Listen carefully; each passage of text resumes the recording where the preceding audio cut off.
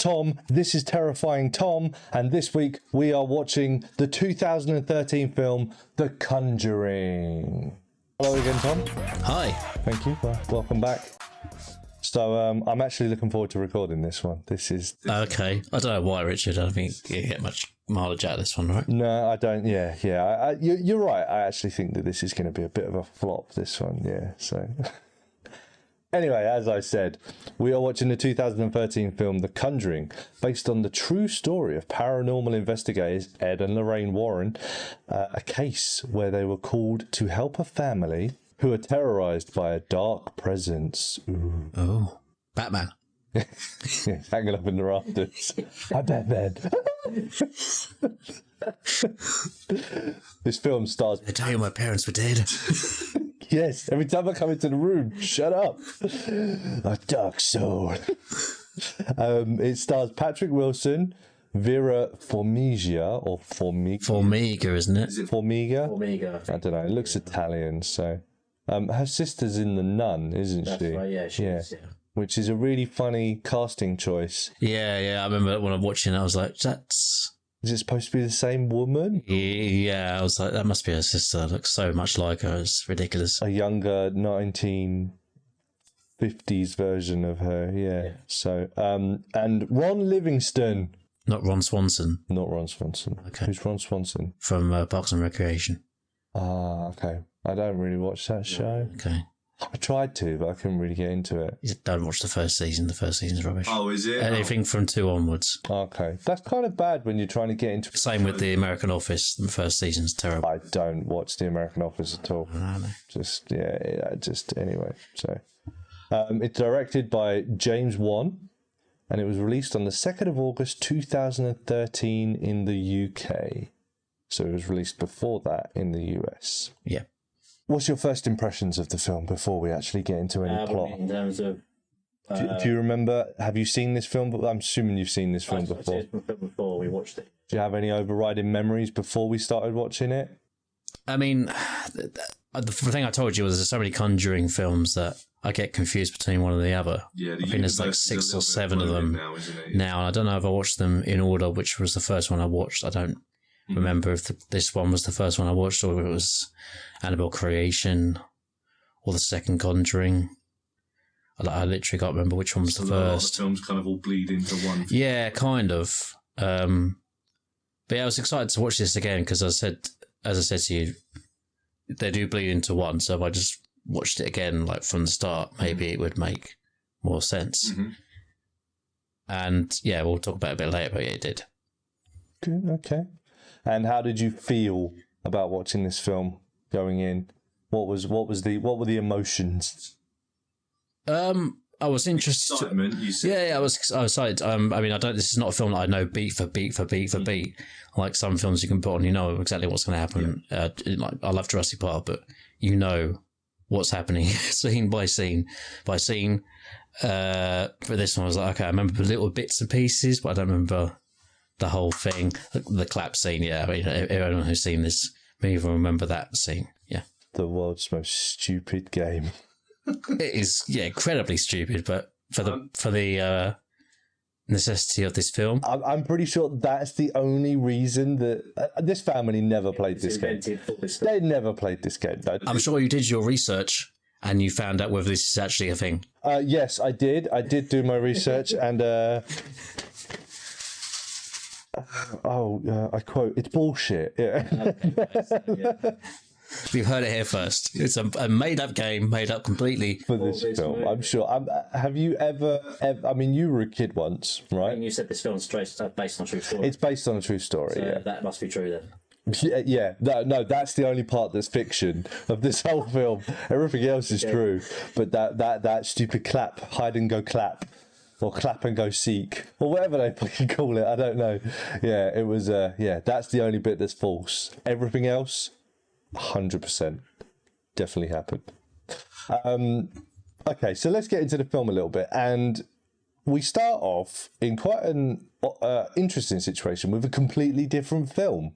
Yeah. We start off with Annabelle, who makes a brief appearance in this film, really, but I'm assuming they're trying to set up the world a little bit and establish who Ed and Lorraine are, obviously, for people that don't know. I mean, this all comes back into the film later on. It does play back into it, but like I said, in a very small way. You could cut that bit out of the entire film and you'd never even notice it. Like, This is a bit strange and tacked on when the whole story revolves around the family in the house. So we start off with the Annabelle bit, and we see the Annabelle doll, which isn't the real doll. No, of course not. And then you get a little bit of background on Ed and Lorraine. So we're demonologists. This is how you deal with the paranormal and blah, blah, blah, blah, blah. And you shouldn't have invited it in. And now we know what we need to do moving forward and blah, blah, blah. And then that pulls out to them basically being in a auditorium at school, I would say, giving a talk. Yeah, giving a lecture. Yeah. So, Seminar. a seminar, yeah, which is quite an odd thing, I find. They're going into an education, but then, I mean, I'm guessing this was the 70s, right? Is it 70s? I can't remember when this film was Based Sure, it was the late 60s. Late 60s, Because they played the zombies in one part of the film, and that's 60s. Okay, so they're so we're in the kind of the spiritualist movement at the moment. So a lot of people still believe in this kind of, so maybe that's why they're invited into a class to speak. And then where do we go from there? Are we introduced to the family? We're introduced to the family after this point, aren't we? Believe so. moving into the house. They're moving to the house with another horror trope. Yeah. What's the horror trope, Tom? People moving into a new house. Yeah.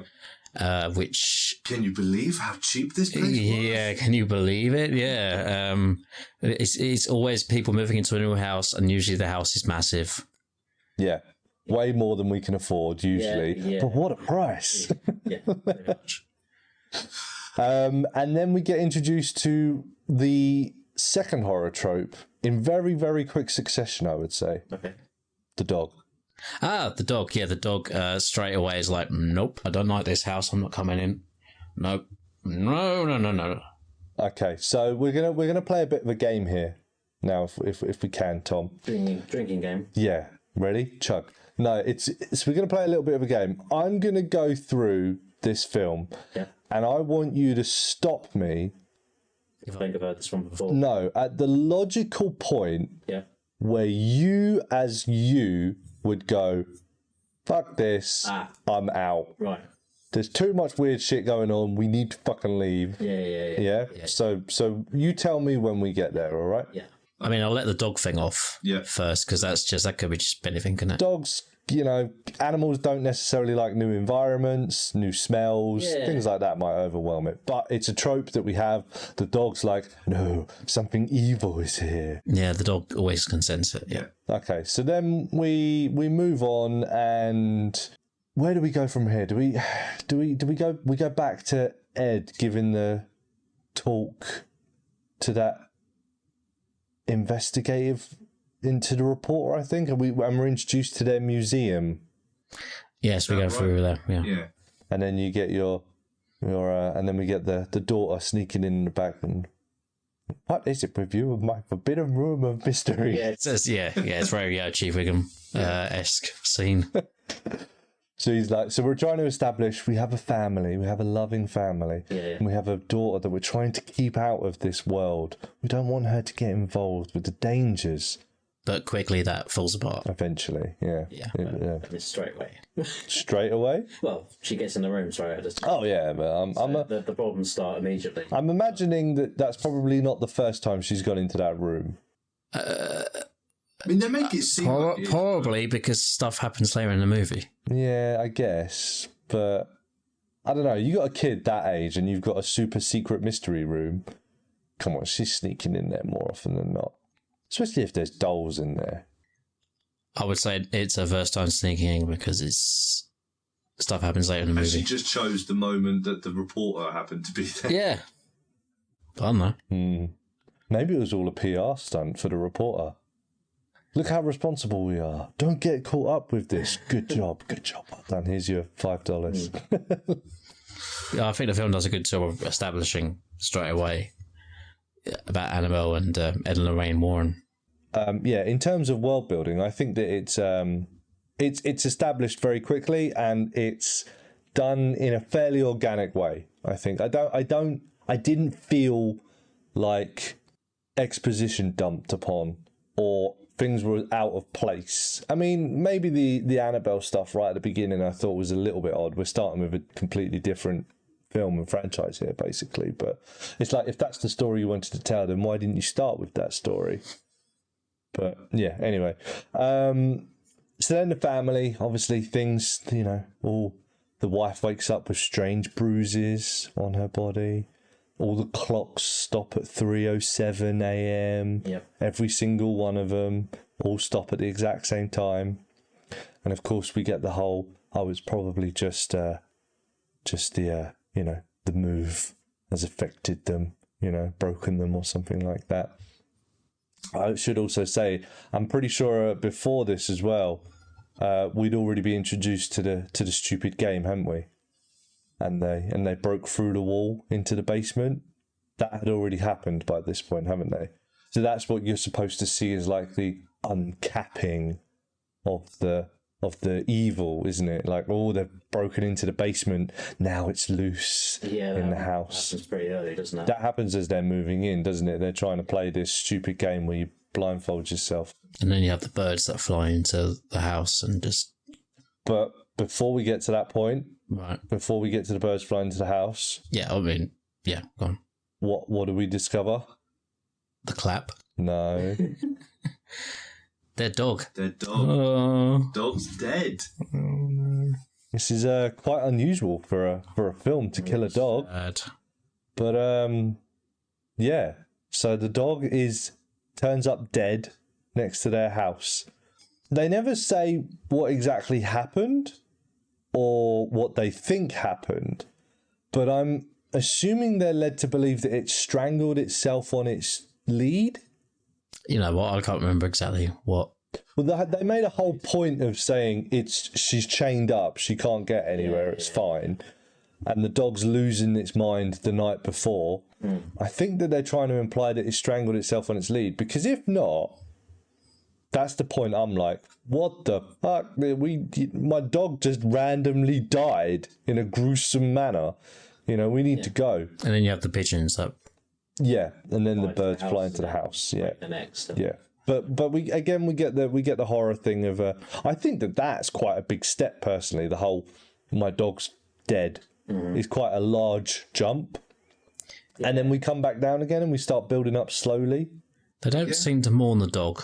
No, they move on They move on very quickly from the mourning. Yeah. Of the dog. Yeah, like 5 minutes later, you're like, what happened? The dog died. Like, I'm not sure whether we're supposed to believe that this is like a few weeks or a few months later, or if it's literally like the next day. Like, I don't know, but they get over it very quickly. They never talk about it again. No. They never care. You don't see a funeral for the dog. You don't see like a little grave patch or anything. And the kids are all just like, yeah, whatever, we're off to school. Bye. Yeah, they do seem to move on very, very quickly. It's never mentioned again. But yeah, we get the whole thing. Like, things are starting to like slowly build up, and we're starting to get the tension, and then we get the first clap when she's home alone with her young child, her youngest child. Yeah. And they're playing the stupid game where you blindfold yourself and have to try and find someone who gives you 3 claps. Yep. And she's playing this at the top of the stairs. So she's an idiot anyway. We've already established that. Yep. And then she asks for the 2 claps. Mm-hmm. She thinks she hears her coming from the bedroom. Yeah. She's like, oh, okay. She goes into the bedroom and she's like, give me the 3rd clap. You see the hands come out from inside the wardrobe that was already in the house when they moved in. And she's like, I got you now. And she goes to the wardrobe. And what do we discover? There's nothing there. And then the little girl comes in from a different room and says, hey, you took your blindfold off, you cheated. I wasn't even anywhere near here. And then that's the first inkling. At that point, I'm definitely like, no, fuck this. Yeah, but you could go along saying you're hearing things. Or maybe I misheard it. Yeah. Or something like that. Maybe. Yeah. Yeah. That's true. Not at that point yet. Okay, fair enough. Fair enough. Maybe it's because I'm looking at it and I could see the hands coming out. But I guess if I didn't see them, Yeah, she didn't see it.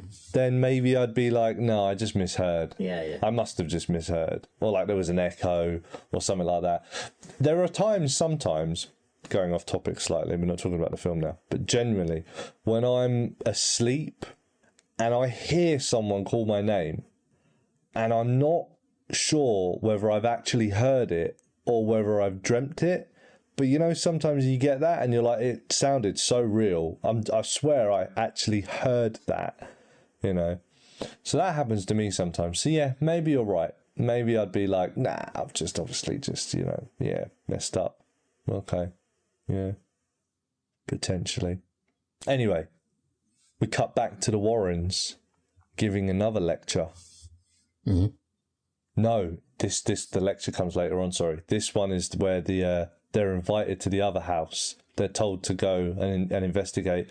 And you see, they don't think everything's ghosts. No, they're talking about the floorboards creaking and expanding. And it's the metal pipes that are just clanging. And you got radiators throughout your house, so it's obviously coming through. So we're being shown they don't think everything's ghosts. Now, I when I was watching this film, I generally thought that was the family house that we were going to. I remember saying to you, like towards the end of the film, I was like, well, didn't they already go there and say, like, oh, no, this place isn't haunted, don't be ridiculous. Because the husband and wife looked very similar to the husband and wife in the actual family. Yeah. Then things with the family keep escalating. And is that when... No, the little girl gets targeted first, doesn't she? She has little paws on her feet while she's sleeping. And yeah, when she's sleeping, and then she's like, "There's something in the corner. There's something over there." Yeah, that's right. And then, I mean, I don't know the exact point. I know that Ed and Lorraine turn up when just after the pictures come down. I think it's just after the pictures come down. Yeah. But I can't remember what else happens before that. Whether the flying clothesline from the top rope happens before. No, that does happen before they come. Is it? I think that's the last thing that happens, and then they're all sleeping downstairs in the living room, aren't they? Right, yeah. And then the Warrens, they go to get the Warrens. Yeah. So I think the top line from the clothesline from the top rope. One thing we didn't mention as well, that one of the 5 girls in this film, I'll talk about a little bit later, but she sleepwalks. Yes. It's been established that she sleepwalks. Yeah, she sleepwalks and she ends up walking towards the wardrobe, which we talked about earlier, and banging her head on it. Yeah, that's right. And then that preludes the attack from the top of the wardrobe. Yeah. So she does this again. She sleepwalks and she's banging her head. And then the other girl, the eldest girl, I think, she's like, come on. Like, and then you hear the wardrobe banging again. And she just looks back and she's like, what the... But then she just slowly walks towards it. And you know something's going to happen. But this is where I'm a little bit... with this film. Where I get copped out a little bit. Is when you see the things. Right. I like hints. Like so we'll jump forward a little bit in the film. Yeah, I think the tension and the fear of something being there is more scary than, because I knew that was coming. The top, when the woman on top of the wardrobe diving down. So I remember that scene. I knew it was coming, so it didn't scare me at all. Yeah, it's the hints of things that scare me. Like for instance, a little bit later on in the film where Lorraine is hanging out the washing, and it's just getting in, and then the sheet blows and catches the shape of something and then disappears. That to me, that would be like, oh my God, like that. Rather than actually, I mean, don't get me wrong. I mean, I'm guessing if I saw some strange zombie creature in my room at night, I would shit my pants too. Yeah. But in a film, I don't like seeing the ghost. I like the hint of the ghost. It's like later on when, so spoilers, the mum gets possessed. by the ghost, by the spirit of a Bathsheba, who was a 16th or 17th century witch in the Massachusetts area, and she hanged herself, declaring her love for Satan and cursing all who live on her land and stuff like that. So she gets possessed by this spirit. But when that happens just after the sheet scene, which I think is creepy. But then you get this stupid thing where the mum's lying in bed and it slowly, and the ghost slowly pans in. Kind of like that bit. I don't know why. But again, it was one of those scenes where I knew it was going to happen, so it didn't scare me as much. Yeah, I find that stupid. I just find it silly. Like, I'm sure people shut a lot of people up. I mean, yeah, no doubt. But I just find it, because it's never going to be as scary as anything you can imagine. But once you see it, you're like, oh, okay. That's just clearly a person wearing really cheap Halloween makeup, basically, you know. It's like, have you ever seen, Scary Movie, where they take the piss out of, or it might be Scary Movie 2, one of the two, where they take the piss out of The Exorcist. Right. And the little girl, and she's like, your mother's like dicks in hell. Yeah, it's like that. It looks cheap and it looks silly and it just looks, a bit naff. Oh, I don't know. I didn't think it was as bad as you're making out, but fair enough. But that's just my opinion. Anyway, more shit happens. So I think the pictures fall off the wall first. Mm-hmm. So I think we get to the point where the mum is doing laundry at 3 a.m. Why, I don't know. But she's doing laundry at 3 a.m. She can't sleep. And then she hears the clapping.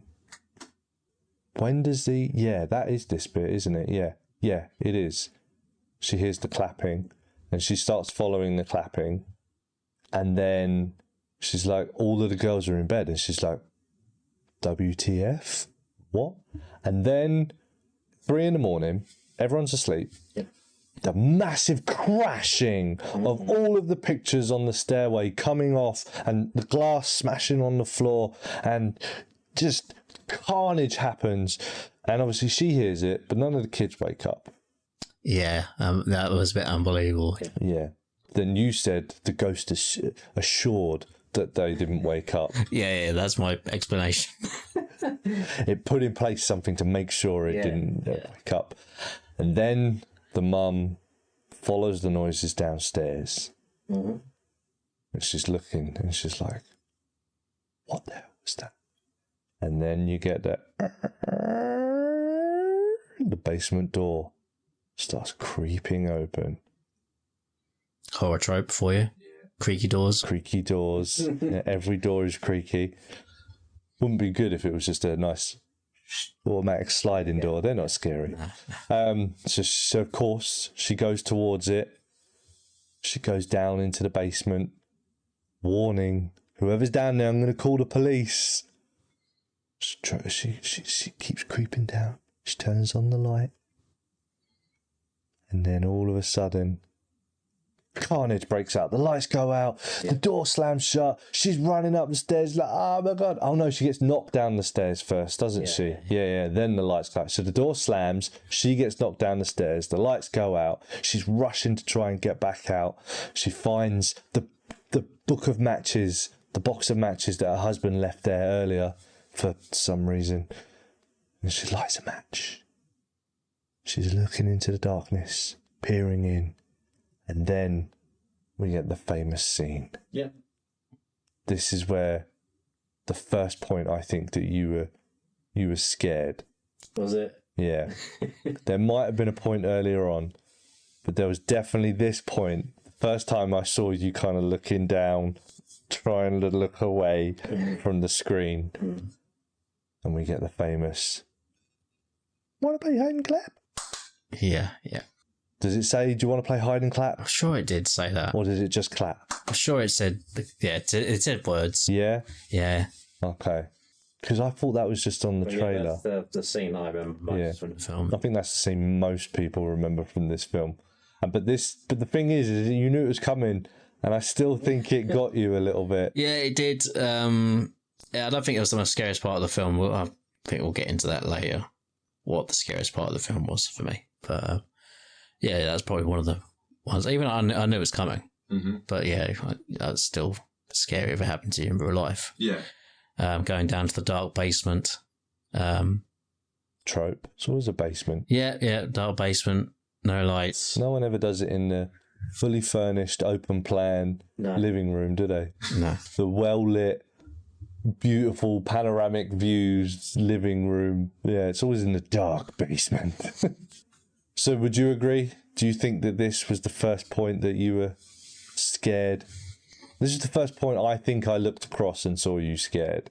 This is one of the first points, yeah. Yeah.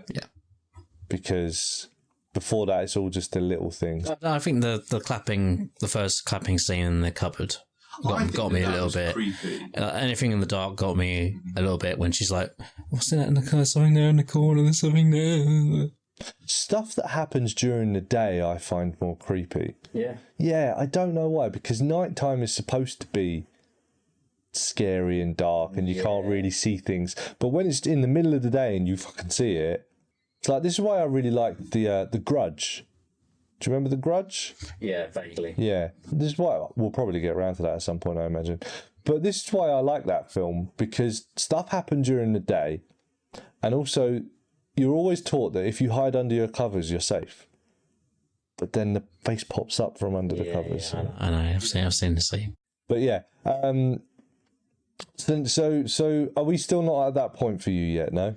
Well, when I want to leave. Yeah. Oh yeah, we'd be at this point by now. Yeah, definitely. If all the photos coming off the frames coming off the wall for no explanation, and you go down to the basement and you hear someone clapping behind you, and everybody else is not there. Yeah, I don't think there's a lot at this point that would make you think this isn't some sort of ghost or paranormal thing going on. Okay. Would you not convince yourself that all the things falling off the wall, it could have been like an earthquake or a truck? I mean, the husband does come back with a big truck. Maybe. I mean, where were they in this film? The location? I think it's like, it's somewhere northeast of the US, Connecticut, Massachusetts, Maine, somewhere like Rhode that. Island, Yeah, I want to say. maybe. Or is that where Amityville is? I don't know. It's somewhere in the north. Yeah, it's the northeast of the US, yeah. Yeah, they could have maybe, but then you would have heard about that in the news. I don't know at this point, but it's at this point when they're like, we need to get the paranormal investigators in, isn't it? So they're not ready to leave yet, though. Mm-hmm. But they did say they said that they got this house for cheap, though, didn't they? Yeah, and all their money is. But all their money is tied up in the house or whatever, so they can't leave. Yeah. Right. Okay. And they've got money worries. They do want to make it work. They have established earlier on that the husband's struggling for work. And Yeah, I mean, in reality, is it as easy as going, right, that's it, I'm not living in this house anymore? Is it as easy as that? I always think this when you see films like, you know, when like the wife's going crazy or she's hysterical, but it is actually, you know, something paranormal is happening. But everyone's just like, it's all in your head. You're imagining it and blah, blah, blah, blah. I would always think in that situation, I would like to think I'd be the guy that would be like, no, okay, if you really believe this, then we will leave. But then would I be that guy? Or would I be the guy that's like, no, something's wrong and you need to see a doctor and, you know, and like, I don't know. Like, would I be the guy that's like, okay, this house is haunted? Or would I be like, are you sure you didn't just fall down the stairs and you hit your head and you heard the ringing and that's why you thought you heard a clap? I don't know. I've never been in that situation, so I wouldn't know. Yeah. I mean, like, the closest thing I can think of is you and John went to that haunted house, didn't you? And that was pretty scary. And you got recordings of... Oh, no. Okay, me and John, the one we did on our own. That wasn't a haunted house. That was like ruins. Yeah, so we were outside, but yeah. Yeah, see. And you were convinced that you had recordings of people making noises or whatever. There is definitely something on a recording. Yeah. But I still don't believe it's a ghost. Right, okay. That's. I mean, it'd be easy for like me to dismiss on a one-time basis. Mm-hmm. But if consistent things. If this consistently happened to you afterwards, say you came home and then you kept hearing voices or hearing noises and stuff like that, and this kept happening, then hopefully I'd be inclined to believe you. Yeah. If that makes sense. Because that's what would happen in a horror movie. What, you believe? No, if you and John went to those ruins and you'd heard voices or whatever, and then you come home and then it's followed you home. It's followed you home. See, this is why I don't believe in ghosts, because I've done all the tropes and nothing's ever happened. Like I've done the whole going to a haunted place and inviting the spirits to communicate with me. I've done a Ouija board. I've done all that. You obviously haven't gone to the right places, have you? Oh, that's the rules, is it? Okay, yeah. If you think how many haunted houses there are in the world, mate. Yeah, and all of them are in the US. I don't know. There must be somewhere. I mean, how many haunted houses have you been to? Supposed haunted houses. Well, like every house you go into is supposedly haunted, isn't it? Most people, you go into the house, they're like, oh yeah, we've had some weird stuff happening here. Like you say you did a Ouija board. Yeah. Where did you do the Ouija board? So that was in America when I was with my, living with my friend. In a scary place? I mean, it wasn't, I didn't ever feel uncomfortable in that house at all, but it was like a house from the 1800s, so... Right. Which in America is old, but to us is kind of like, well, I don't know, that's not that old. I think it's easy to be skeptical. But you just never know if you go to the right place. See, this is why I don't buy into the whole paranormal stuff, because it always there's always caveats. Like, you know, like if I want to prove there's gravity, I just need to drop something. I don't have to drop it in the right place or at the right time or at the right, you know, season of the moon and stuff like that. That's why I don't believe in, because there's always a caveat. You know, oh, this house is so haunted, and I go there and nothing happens. Oh, they just must be quiet tonight. The energy must not be right. Oh, fuck off. I can't remember what Simpsons episode it is when they win a night at a haunted house. Yeah. And they're like, oh, best sleep I've ever had. Yeah. Anyway, we were talking about a film, weren't we? Yeah, sorry. Yeah, so either at this point or before this point or somewhere around this point, we get the little girl walks into the room. She's banging into the wardrobe again. The eldest sister, her daughter, however you want to say it, brings her away, puts her to bed, and then the wardrobe keeps banging. And then we get the attack from the top rope. Yeah, just looks silly. And then it all screams and it all kicks off. And I think that's when the husband comes home, actually. And he's like, what the hell is going on here? And that might have been happening at the same time the mum was in the basement, actually.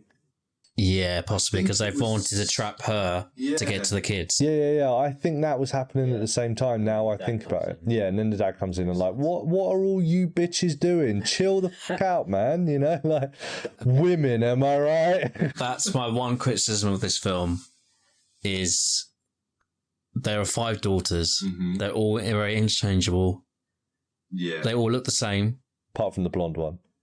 The little blonde girl, obviously. The youngest one's a little blonde girl. They're all very interchangeable. I can't remember any of their names. Even the husband is generic. Yeah. I think the only one person that stands out is the mother. But I think that's because it revolves around her a little bit, doesn't it? So. But I was struggling to keep track of which daughter was which. Oh yeah, I didn't give a shit at any point in the movie. Yeah, I didn't even try past a certain point. Just like whatever. This is when the Warrens come in to the situation, into their lives. I don't even remember the family's name of her. No, I don't remember their names. No, but they obviously get invited.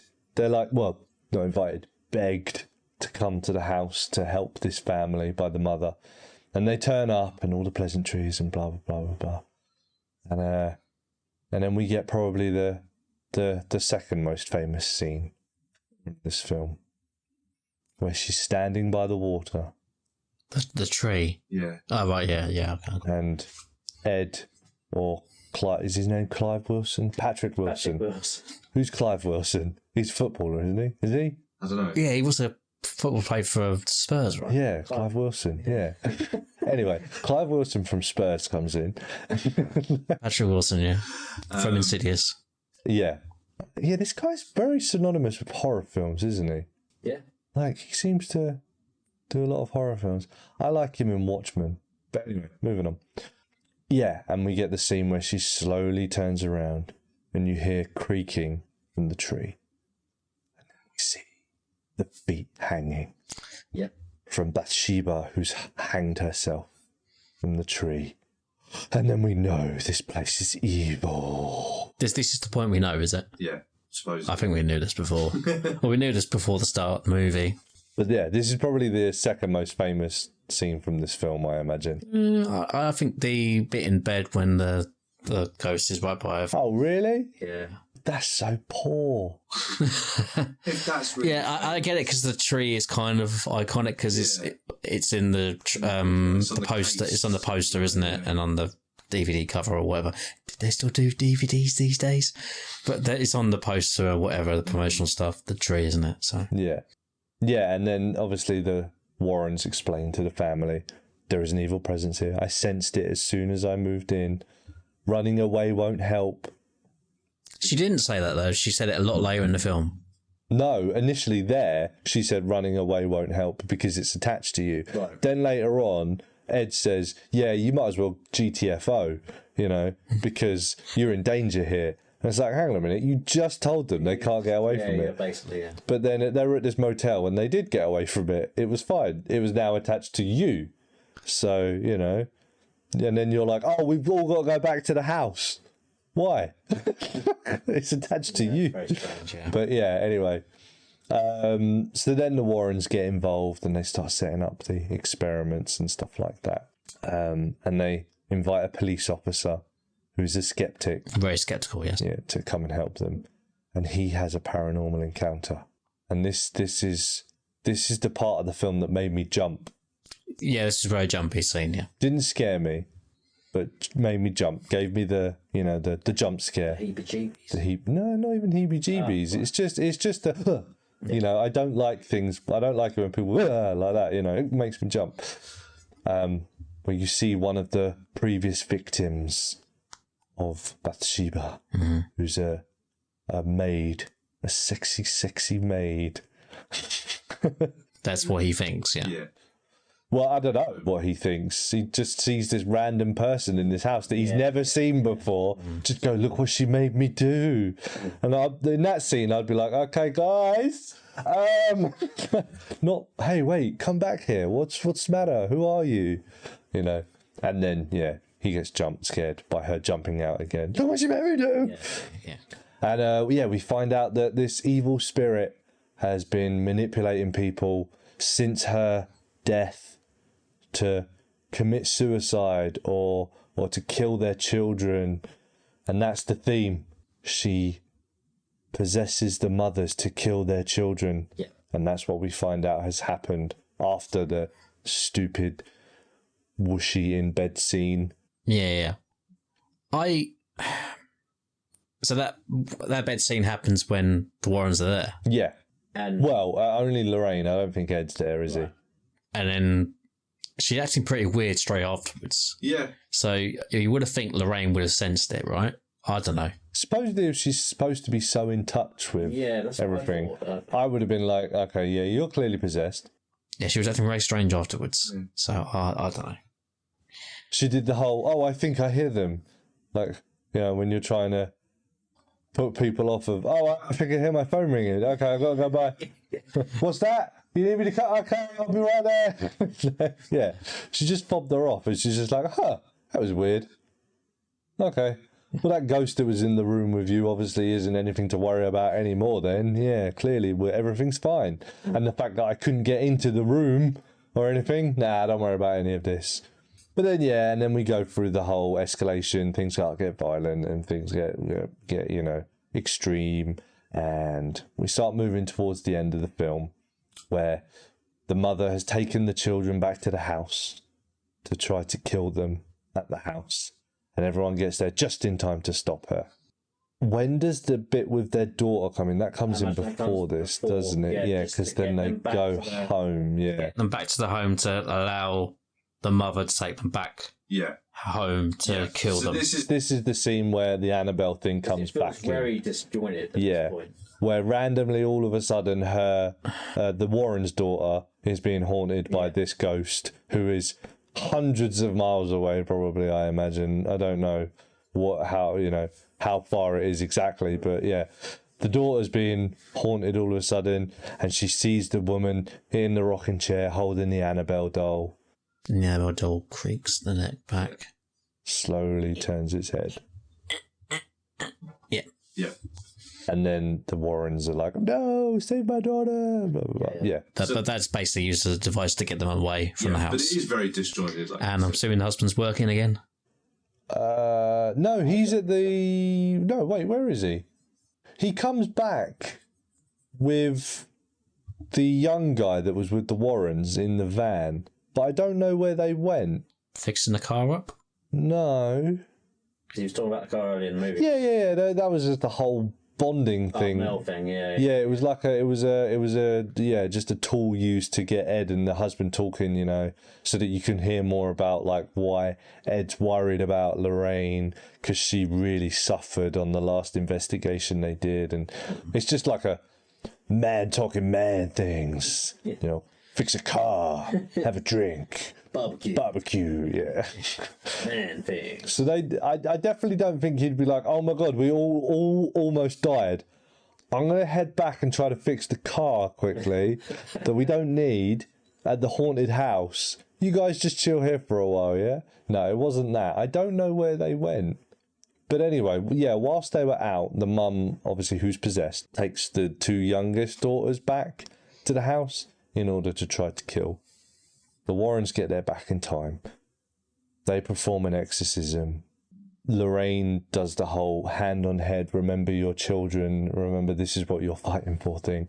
And then we all end with a happy ending. Of course. Yeah. But I have a feeling there's a few things that you'd like to talk about. Is there? Up until the end there. Such as the other scene that you found really scary? Ah, right, yes. The music box. Oh, every time they brought this thing out, I did not like this at all. Oh no! It's the anticipation, isn't it? The anticipation of seeing something in the box. If anyone, it's a music box and it has a mirror attached to it, and it twirls around and it goes do do do do do do do do do, and it's anticipation of seeing something in the music box. And yeah, every time they use that, I was keep getting text messages on my phone. I couldn't look at the screen at the time, so I was just checking out important things to look at. Important emails every time that scene popped up. No, I was very... What's that? Someone's calling me. Yeah, I have to go. So. No, I was scared. The anticipation of seeing... This was one of the scenes that I knew you weren't watching, again, because you asked me, did something happen? The anticipation, the tension. You see something? Yeah, twice I think I asked you that. Yeah. Because they did it at least 2 or 3 times, didn't they? 3 times in the film that they do it. Once she actually sees some... Oh, no. Twice she sees something, sorry. Did it right at the end, right? It was the last scene, wasn't it? They did one and then it cuts off. Yeah, it just... But I didn't watch any of them because I was too scared. Yeah. So there was 4 times that they do it in the film, sorry. 4 times. So there's 5 because the mum does it once but doesn't see anything. Right. Lorraine does it the first time and doesn't see anything. And then Lorraine does it... No, it's 4 times. Yeah, sorry. Lorraine does it once and does see something. She sees the little boy way off in the distance. Right, okay. I'll take your word for it, mate. I didn't see it. And then the 3rd time she sees the mum who's killed that boy down in the basement. Right. And then the last time is when they do it right at the end where it cuts to black. Right. And you don't see anything. Because I vaguely remember it showing up in maybe the second one as well. What, the music box? The music box. So the Conjuring 2, that's the Enfield one, right? The Enfield haunting. Yeah. So where does Annabelle come into this? Does that go in between the 2 of them, or does that come after them? Or I think afterwards. But yeah, I don't know if it was their intention straight away to set up a whole universe of this by bringing Annabelle in at the start and then establishing her, and then you see her for a little bit later on in the film. maybe this was their intention all along to do a universe with Annabelle for later on. I'm guessing that maybe they wanted to see how this film did first. Yeah, see how it performed, and I imagine you got the stats, but I imagine it was a pretty big success. We can talk about that now quickly. Yeah, that's fine. So it cost $20 million to make. Of course, yeah, horror movie. Again, pretty cheap. Yep, horror movies are pretty cheap. And it made over 320 million at the box office. Massive success. Yeah, huge success, you would say. Yeah. Probably one of the biggest successes of the 2010s, I would imagine, in terms of box office. Probably, yeah, box office wise. Something for a horror movie. Yeah, pretty much that. All that $20 million you imagine is going towards wages, I'd imagine. You know, like salaries for the actors, I'd imagine, is probably. Yeah. I mean, there's very little effects that need doing. I mean, there are a few, but there wasn't really any CGI. A lot of it was all, what's the word I'm looking for? Actual effects, you know, like, what's the word? Physical effects. Yeah, it was all like, none of it was computer generated. It all seemed to be makeup or just clever photography and things like that. Like, I think even the scene in the basement where she gets turned upside down during the exorcism, yeah, I still think even that was probably practical effects. Yeah, because you could do that with winches and like cables, couldn't you? Quite easily. Yeah. Stunt person strapped into a chair. I mean, I always prefer practical effects as long as they're done properly. Yeah. I mean, I'm sure you've seen practical effects in a lot of movies, older ones that just look. Oh yeah, obviously in older movies, but there are limitations at the time. So yeah, of course. Computer enhanced effects, I think, look really good, which is what Jurassic Park was basically. Yeah, I mean, Jurassic Park looks pretty much flawless. Yeah, I mean, I remember this film getting a buzz at the time. I don't remember it being a film that I had to see or anything like that. I actually don't remember this film having such a big hype. I remember that era with another. I remember the trailers for it. I remember that era with another Clive Wilson film. Was Insidious? Was I think it came out before Conjuring. Yeah. Yeah, but I remember that one as being the big one, and then the Conjuring was like, you know, like you saw a couple of the trailers and stuff like that. I remember that. But then it wasn't until really The Conjuring 2 or Annabelle where I feel that this really... I think it was really a word of mouth success, yeah. Because, I mean, yeah, I'm not going to say, like, this film was promoted to the standard of Jurassic Park. No. Or Titanic or anything on that level. But, yeah, I do remember the trailers. Yeah, I remember some of the trailers, but I don't remember it being hyped to shit. But, yeah, it's become a big franchise. Definitely one of the biggest horror franchises ever, probably at this point. I mean, it's a whole universe, basically. I mean, the amount of the money it made in that first one, and I mean, it already had a very successful director behind it, James Wan, who directed Insidious, directed the Saw films. So yeah, it had a established director behind it. Is there any other scenes you want to talk about from the movie or anything? I mean, there's nothing really that I, particularly remember fantastically, not like wow, I really remember that one. That made it. I mean, like I said, just with this synopsis, I kind of struggled to remember the order that things happened in, to be honest with you. So nothing really stood out for me massively, other than the scenes that I, said were quite famous already. Is there anything else you wanted to ask me about the film? Just what if there were any other scenes that really stuck out to you? Not particularly. We didn't really mention the birds.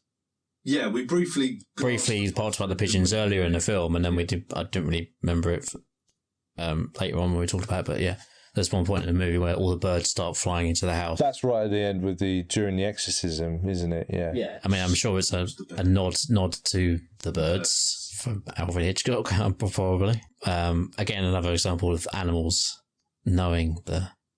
Yeah, birds flying into buildings is always kind of a bit of a creepy trope, isn't it? Or like it's so quiet that not even the birds are singing. Birds are used to establish creepiness. Yeah. I didn't really like the whole blatant use of them here, where they're like so like insane that they're like driving themselves through glass to try and just peck at people and stuff like that. Yeah. And then also the fact that it just ended. Like, we looked at this guy and these birds are smashing in through the windows and he's like, holy shit, yeah, oh my God. And then all of a sudden he's just like running around and he's like, where are you, little girl? Again, it's like, whoa. And the other girl out in the car with the bird trying to get in through the window, Yeah. what happened with her? All of a sudden it's just all chill. Like, it's like, oh shit, that was crazy. Fuck, that was weird. Right, what's the next thing? It's like, oh yeah, I'm trying to find this little girl, aren't I? Yeah. Yeah, it just ended. It was weird. Though I was looking forward to this film because I think this is the first film that we've watched on this list that genuinely quite scared you Yes. at moments. And there were moments where you were very uncomfortable watching this film. Yeah. Like I said, there was one specifically I knew, that you like looking down and you had your head and you weren't like, that was the clap scene. So you said you were like this. I actually remember you asking me now, did something happen with the music box? Were there any other moments where the tension was getting a little bit too much for you and you just thought, I just need to look away just for a Is minute? there was something I'm forgetting? I don't remember. That's what I'm trying to say. I don't think there is. No. There were a few moments where you were very like that. I think early on with the wardrobe, with the clapping in the wardrobe, you were a bit like, oh, I don't like this. And then the scene just before the girl was like, there's something in the corner, where she's looking under the bed. Yeah. You were a little bit tense there as well, I think. Why would you look under the bed? Why would you look under the bed? Yeah. No one. That's not a horror trope. No one ever looks under the bed. In real life, no. Yeah. But in the movies, yeah, of course they do. you'd just be like, no. Did she look under the bed in Poltergeist? She looked under the bed in Poltergeist because she got dragged under, didn't she, by the clown? The clown gets pops up. Yeah. So yeah, why would you look under the bed? No one ever looks under the bed. You're just like, nope, just gonna stay here, hide under my covers. Yeah. But then if it's The Grudge, then Yeah. I think anything with Annabelle in it was quite creepy as well. The brief moments we saw. The doll just looks creepy. Yeah, the doll looks creepy. I mean, that's one of the things that sets me off is creepy dolls. But it's unrealistically creepy, if that makes sense. Like it's creepy to the extent of, why would anyone ever make this doll?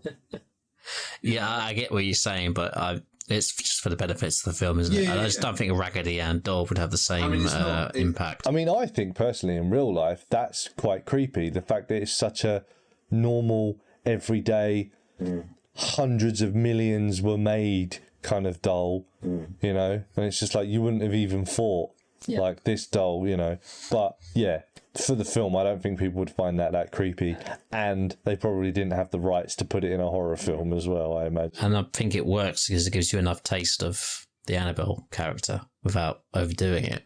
And then obviously, Like I said, I think it feels kind of out of place. it does. But if the director's intention is to make this into a whole series of films, then it works, yeah. But then why does it all revolve around Annabelle? Plus, we have to. I think it's also to establish Ed and Lorraine Warren, isn't it? Yeah. And their children, their child or whatever, and the Annabelle doll.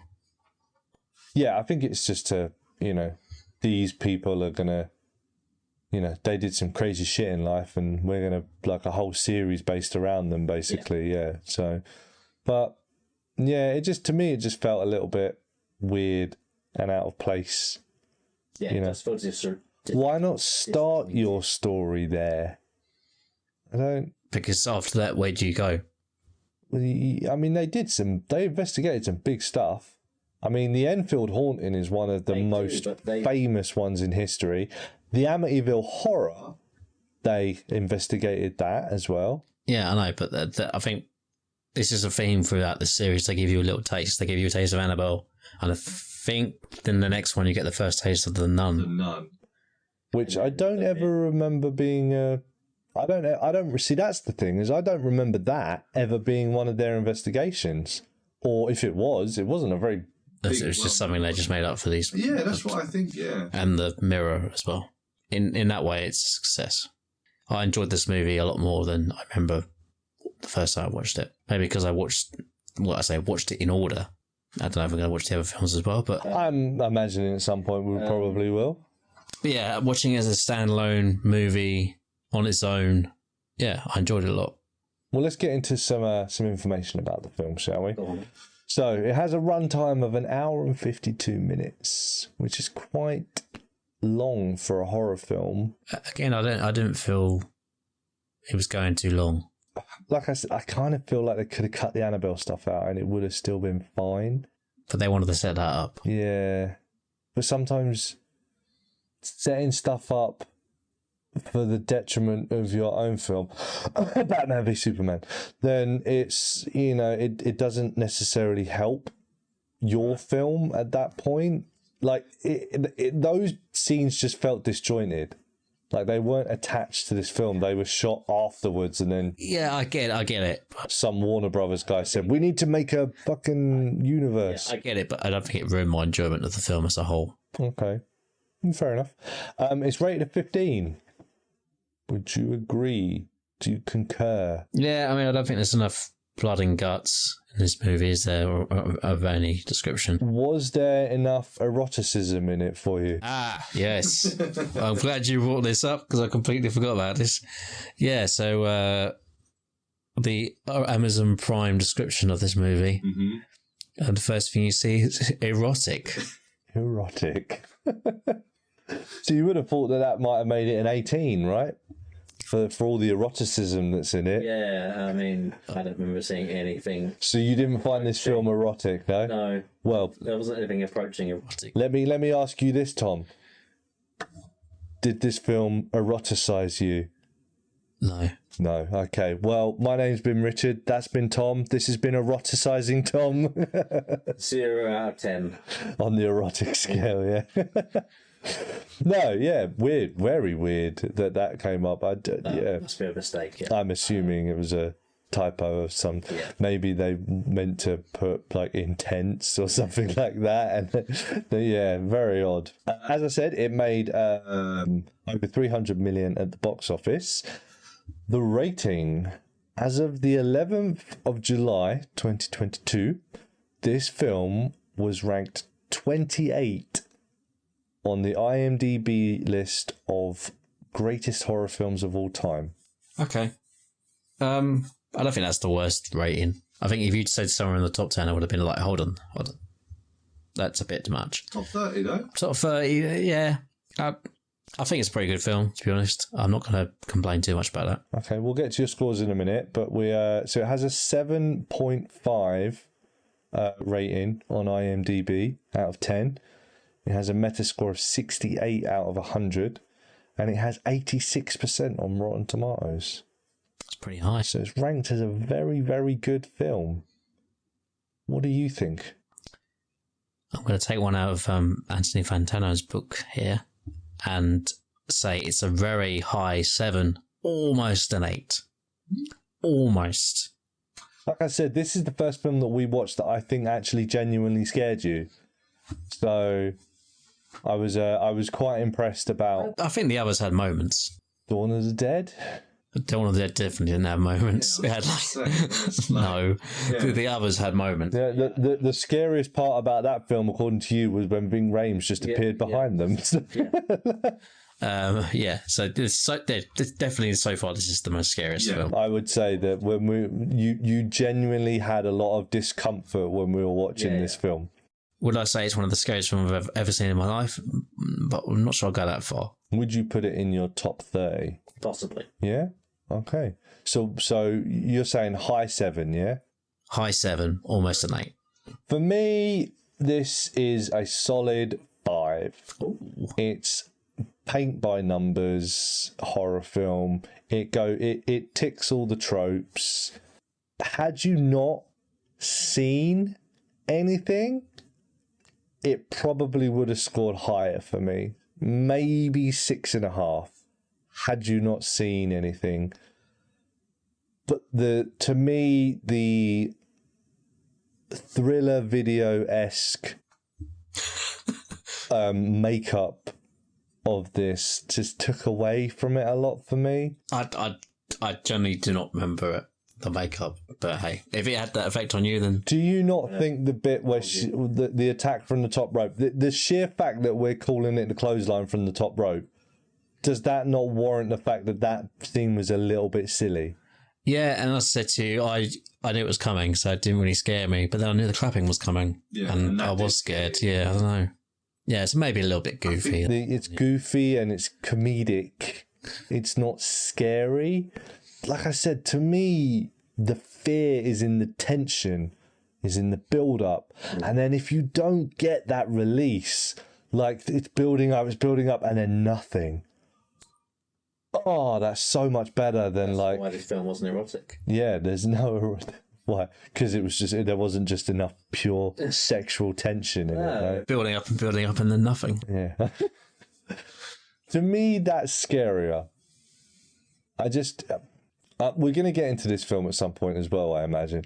But it's the same reason why I didn't find A Quiet Place very scary. Okay. Because within the first few moments, you see the monster. And then that's it. It's like, well, I know exactly what it looks like now.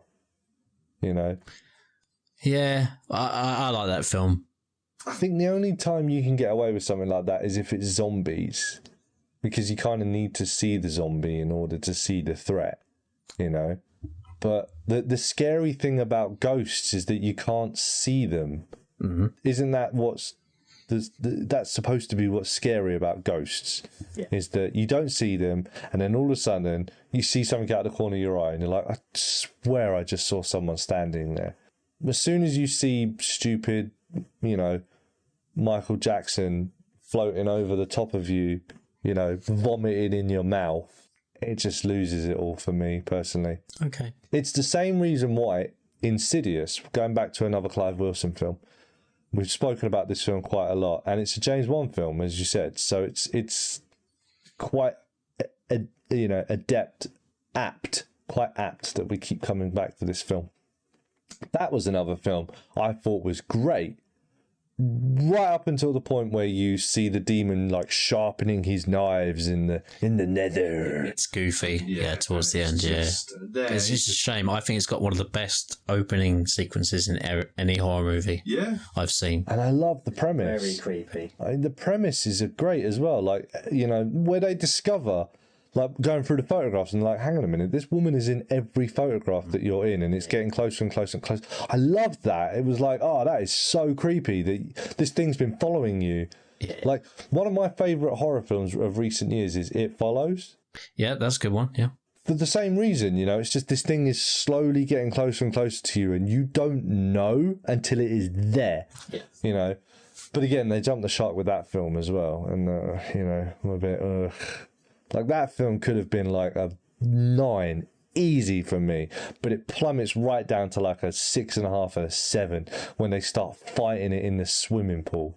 I'm sure we'll get to this. Yeah. We're talking about other films when we should be talking about this one film. But it's because I think that this film could have been so good. It could have been so good if it weren't for a few modern horror film tropes. You know, why do we have to see the thing? Do you know why? It's because we're all an Instagram, Twitter culture where we just need our gratification now. And that's the problem. And that's my 2 cents anyway. Anything else you want to talk about with this film? Okay. Well, that leads me to ask the question. Tom, did The Conjuring terrify you? Just a little bit. Just a little bit. Just a little bit, yeah. Got a little bit of poop. A little bit of poop in the bed. Okay. Well, thank you very much for joining me again, Tom. No problem. Hope you look forward to the next film that we will be watching. I wait. It's going to be a bit of a climb down from this. It's one of those films I wouldn't really classify as a horror film. Okay. But the tension of waiting will be enough. We'll see if you enjoy it anyway. Thank you for joining me. Thank you, listener, for joining us again. And until next time, sleep tight.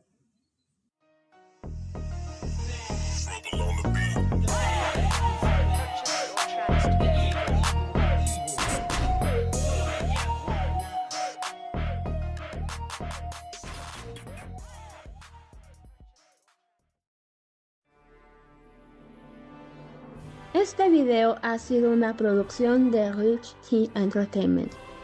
Para más shows geniales como este, no te olvides de dar clic en el link que aparece aquí para visitar todos los canales de YouTube. También puedes ver este video que sugerimos para ti. Muchas gracias, no te olvides de dar like y suscribirte para más contenido como este.